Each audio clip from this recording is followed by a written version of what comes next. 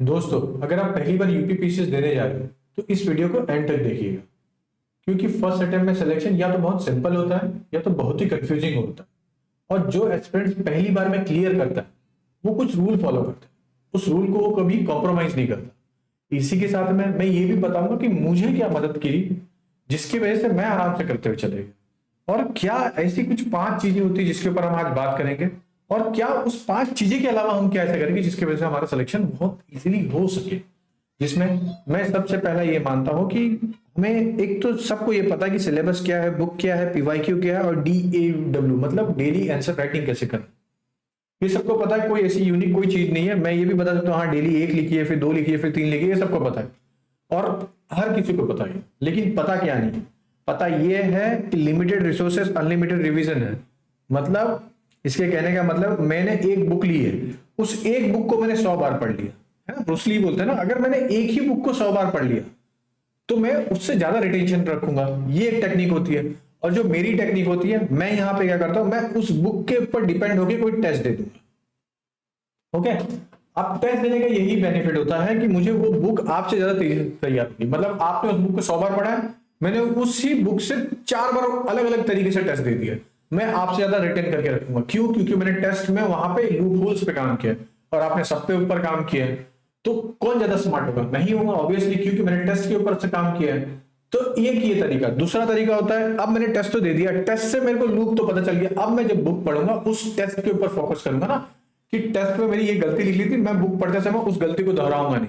तो मैं हर तरीके जब भी कोई टॉपिक पढ़ूंगा तो उस तरीके से उस पर्सपेक्टिव से पढ़ूंगा, तो मेरे लिए बहुत आसान हो जाता है। ओके, दूसरा क्या है? पीवाईक्यू। अब देखिए, पीवाईक्यू के लिए 2-3 चीजें होती है ना। पीवाईक्यू अपने मतलब इस पूरी जर्नी का एक भागवत गीता समझ लीजिए। क्यों? क्योंकि पीवाईक्यू आपको बताता है कि क्या पढ़ना है, कैसे पढ़ना है और कहां से पढ़ना है। पीवाईक्यू एक टेस्ट नहीं है, पीवाईक्यू एक डायरेक्शन देता है कि इस तरीके से पढ़ना। तो पीवाईक्यू का सिर्फ प्री का पढ़ना चाहिए? नहीं, मेंस का भी पढ़ना चाहिए ना यार। जब तक आप प्री और मेंस दोनों को कंबाइन करके नहीं पढ़ोगे तब तक कोई मतलब भी नहीं है। वो कुछ लोग होते हैं ना, बोलते पहले प्री निकाल लो फिर मेंस का देख लेंगे, वो चीजें मत करिए प्लीज। जाइए पहले देखिए कि पीवाईक्यू का अप्रोच क्या रहता है और कैसे रहता है। क्योंकि अगर इस एग्जाम को क्लियर करना है तो एक ही चीज है जो आपकी नैया पार लगाएगी, वो है पीवाईक्यू। कुछ लोग सिलेबस का नाम लेते हैं, सब कुछ लेते हैं, ये पीवाईक्यू आपको सिलेबस भी बता देगी कि कैसे करना है। क्यों? क्योंकि पीवाईक्यू को पता है कि वो कहां कहां से क्वेश्चन उठा रहा है। जैसे आपने इन चीजों के ऊपर काम किया तो बहुत आसान हो जाता है। तीसरी चीज क्या है? टेस्ट से भागते हैं। देखिए, एक टाइम आता है कि आपने टेस्ट दे दिया और टेस्ट देना आपकी एक हैबिट हो जाएगी, फिर उसके बाद होगा नहीं। मेरे साथ क्या होता था कि मैं एक अपनी हैबिट बना लिया कि मैंने टेस्ट देते गया, टेस्ट देते गया, टेस्ट देते गया और टेस्ट होते चले गए। एक रिदम आ गया, अब मुझे टेस्ट देने में कभी डर नहीं लगा। लेकिन टेस्ट देने के बाद जब एनालिसिस का पार्ट आता है ना, तो हम यहाँ पे सबसे बड़ा लैग कर देते हैं। जब भी टेस्ट देते हो तो एनालिसिस करिए। अब एनालिसिस किस किस तरीके से होती है? मेंस का टेस्ट दे रहे हो तो एनालिसिस करने का बहुत सिंपल सा तरीका है कि भाई देखिए, आपने जो आंसर लिखा है मैं उसके अंदर और कैसे करेक्शन करके ऊपर नीचे करके कर सकता हूँ। पहली ये चीज है। दूसरी चीज क्या है? मैं क्या ऐसा वैल्यू एडिशन कर दूं इस आंसर में कि मेरी और आंसर की क्वालिटी अच्छी निकल के आए। ये 2 चीज हो गई। तीसरी चीज और क्या कर सकते हैं कि मैं अपना एक तो बॉडी का जो पार्ट है, मैं वहां पे क्या एक्सपेरिमेंट कर सकता हूँ। क्या मैं डायग्राम के थ्रू में बता सकता हूँ? क्या मैं कोई मैप बना के बता सकता हूँ? क्या मैं पॉइंटर के फॉर्म में बता सकता हूँ? क्या मैं एक स्टोरी टेलिंग के हिसाब से बता सकता हूँ? आप अपनी एक राइटिंग स्किल डेवलप करते हैं तो वहां से आपको एक कॉन्फिडेंस आता है, जो कि सबसे बड़ा इंपॉर्टेंट रोल भी करता है। इसी के साथ में क्या है कि अब टेस्ट और पीवाईक्यू दोनों क्या अलग है? ऑब्वियसली दोनों अलग है। क्यों? क्योंकि पीवाईक्यू आपको एक रास्ता दिखा, टेस्ट आपकी गलती बता। अब टेस्ट में अच्छा स्कोर आ रहा तो इसका मतलब ये नहीं कि एग्जाम में अच्छा स्कोर। ओके, तो टेस्ट से आपकी गलती को भरना है और उस गलती को भरने का जो तरीका होना चाहिए वो आपके पीवाईक्यू से होकर जाना चाहिए। प्लीज अगर ये चीजें नहीं समझे पीछे फिर से करिए, वीडियो को अच्छे से सुनिएगा कि टेस्ट जो होता है वो आपकी गलती बताता है, पीवाईक्यू आपको डायरेक्शन देता है। टेस्ट में जो गलती निकल के आती है उसके पीवाईक्यू के डायरेक्शन से आपको करना। ओके, अगर ये चीजें आपको बहुत अच्छे समझ में आ गई तो आधा प्रॉब्लम तो सॉल्व हो गया। फिर है एलिमिनेशन। देखिए, एलिमिनेशन एक ऐसी चीज है ना कि कुछ लोगों को लक लगेगी और कुछ लोगों को लॉजिक लगेगी। मुझसे पूछोगे तो लॉजिक है। अब लॉजिक क्यों है? मैं एक एग्जांपल देता हूं कि मैं आपके सामने 4 ऑप्शन रखता हूं और आपने चारों ऑप्शन को पढ़ तो लिया, आपको नहीं याद, क्वेश्चन पढ़ लिया नहीं याद, लेकिन वहीं पे एक आईआईटी किया हुआ या नीट किया हुआ लड़का वो क्या करेगा? स्पेशली आईआईटी किए हुए लड़के वो क्या करते हैं? वो 4 ऑप्शन को पढ़ते हैं, 4 में से ऑड इवन आउट करते हैं। कि भाई ये दोनों ऑप्शन है, ये दोनों ऑप्शन है, मतलब ये दोनों ऑप्शन में से, ये दोनों ऑप्शन में से, मतलब वो दो ऑप्शन निकाल लेते हैं। फिर उसके बाद उसमें खेलते हैं कि हाँ यार ये क्वेश्चन ये कैसे मैच कर। मैंने बताया बहुत सी वीडियो में एलिमिनेशन के बारे में बताया। फिर जब भी प्रीलिम्स का डेट एक बार अनाउंस हो जाएगा तो मैं उसमें भी बताऊंगा कि प्रीलिम्स के डेट में कैसे कैसे हम करेंगे, वो मैं आपको बताऊंगा शॉर्ट शॉर्ट वीडियो में। लेकिन ये कुछ चीजें होती है जहां से आप बेसिक अपना मजबूत कर सकते हो। तो एलिमिनेशन एक लॉजिक है, तो उस लॉजिक को डेवलप करने के लिए आपको ये एक्टिविटी करनी पड़ेगी। तो प्लीज ये करिए, इधर मत चुकिए। फिर देखिए बात क्या हो जाती है कि आजकल एलिमिनेशन को सब तुक्का समझ लेते हैं। तुक्का समझना कोई दिक्कत नहीं, मगर तुक्का एलिमिनेशन तुक्का। तो एलिमिनेशन करने के लिए एक स्टेप होता है, आपके कॉन्सेप्ट कुछ बेसिक क्लियर होने चाहिए, उस कॉन्सेप्ट के अलावा आपके पास ब्रेन अच्छा होना चाहिए, और जो सबसे इंपॉर्टेंट होता है वो होता है कॉमन सेंस। जब कॉमन सेंस ही अपसेंट होगा तो कोई मतलब भी नहीं है, तो उस कॉमन सेंस को मिलाइए। जब ये सब मिलेगा तो आराम से निकलता है। अब एलिमिनेशन कितने क्वेश्चन पे, 100 के 100 क्वेश्चन पे तो नहीं होनी चाहिए, 150 के 150 क्वेश्चन पे तो नहीं होनी चाहिए, मैक्स टू मैक्स जाना चाहिए तो 32 क्वेश्चन। इस 32 क्वेश्चन पे एलिमिनेशन लगता है। इवन कुछ लोग हैं तो 50 भी लगता है। वो कुछ लोग मैं जिसका 50 का 50 एलिमिनेशन मैंने करने गया था, तो आप 50 तक एलिमिनेशन कर सकते हो। तो एलिमिनेशन का वर्क करिए, इस पे काम करिए, ये आपका एग्जाम निकालेगा। बिलीव मी, एग्जाम सिर्फ और सिर्फ एलिमिनेशन निकाल सकता है।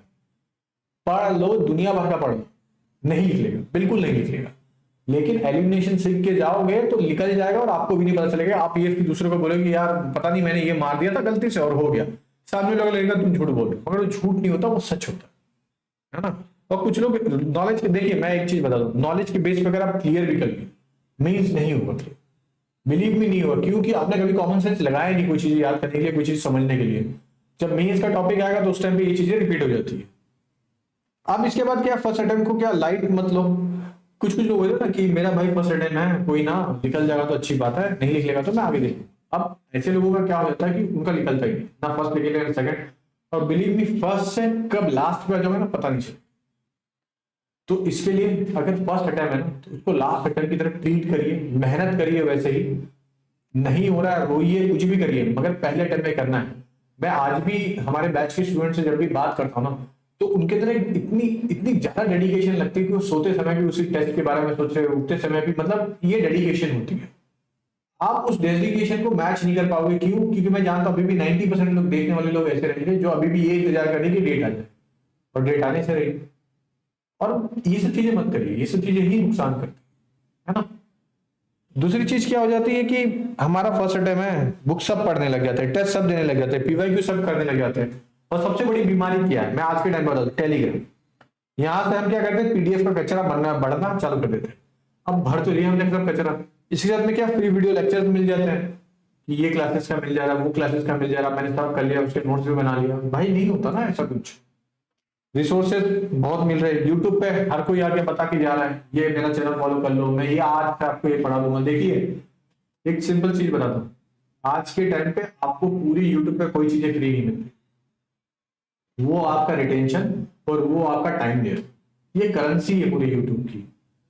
अब आपने उस करेंसी को यूटिलाइज किया अपना समय देके, उस समय में आपने वेस्ट किया होगा, बहुत सारे लोग ने यूटिलाइज भी किया होगा, ज्यादातर लोग वेस्ट ही करते। कोई ना कोई कुछ ना कुछ तो आपको बता के चल गया, आप कुछ ना कुछ तो किसी को कुछ भी फॉलो कर ले।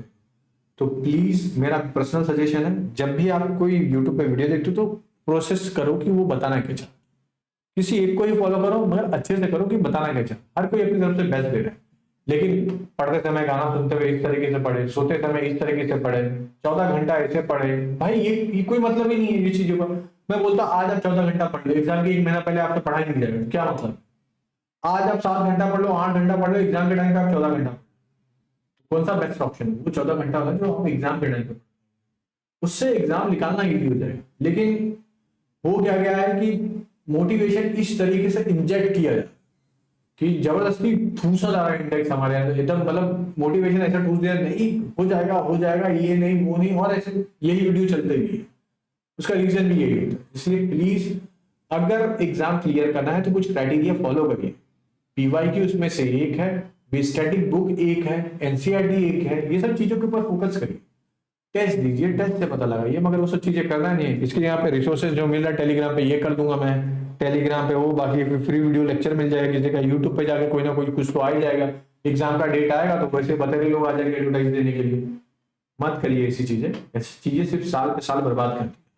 मैं जब फर्स्ट अटेम्प्ट देने आया था, मेरी में बहुत लिमिटेड अपने आप को, मैं मुझे हो सकता है कि नसीब आप अच्छी बोलो या कुछ भी बोलो, मुझे सीखने मिला था वहां से कुछ ना कुछ। तो मैं अभी भी बोल रहा हूँ कि फर्स्ट अटेम्प्ट जो होता है वो आपका गोल्डन पीरियड होता है, उससे मिस कर दिए तो अटेम्प्ट पे अटेम्प्ट लगता है, फिर रोना होता है कि भगवान मेरे साथ क्यों ऐसा कर रहे हैं। भाई भगवान नहीं, तुम अपने साथ खुद करो, मेहनत करो, मैं मना नहीं करूँ। मेहनत में जो सबसे पहली मैं जो चीजें बताया था ना आपको, वो है रिवीजन। अनलिमिटेड रिवीजन होते हैं। कुछ लोग बोलते हैं सर कितनी बार एक ही बुक को पढ़े। भाई पढ़ो यार, ये कौन सी चीज होती है, एग्जाम निकालने का मन तो है ना। अगर निकालने का मन है तो फिर ये कौन सी बात है कि रिवीजन कितनी बार करें। दबा के करो यार, जितनी बार मिल रहा है, 15 बार, 20 बार, 25 बार, 30 बार, मैं जितनी बार कर पाऊँ। कुछ लोग होंगे कमेंट करके बोलेंगे सर ऐसा तो नहीं होता, होता है। मत करो, अपने साथ मजाक मत करो। तो जितना हो सकता है रिवीजन पे फोकस रखिएगा, पीवाईक्यू पे टेस्ट पे फोकस रखिएगा। इसी के साथ साथ में अपनी एक एलिमिनेशन टेक्निक पे काम करते रहिए। एलिमिनेशन टेक्निक को जब भी सीखना हो तो पीवाईक्यू से सीखिए, क्योंकि एग्जामिनर के माइंडसेट से एग्जाम निकाल है ना। तो दोस्तों अगर अभी तक आपको वीडियो अच्छा लगा तो लाइक शेयर सब्सक्राइब जरूर कर दीजिएगा, और ऐसे वीडियो अगर आपको चाहिए रहेगा तो बताइएगा, मैं ऐसे लाते रहूंगा, छोटी छोटी टिप्स देता रहूंगा। ओके, और हमारा बैच है साथी बैच, अगर अच्छा लगता है तो ज्वाइन कर दीजिए। चलिए, जय हिंद।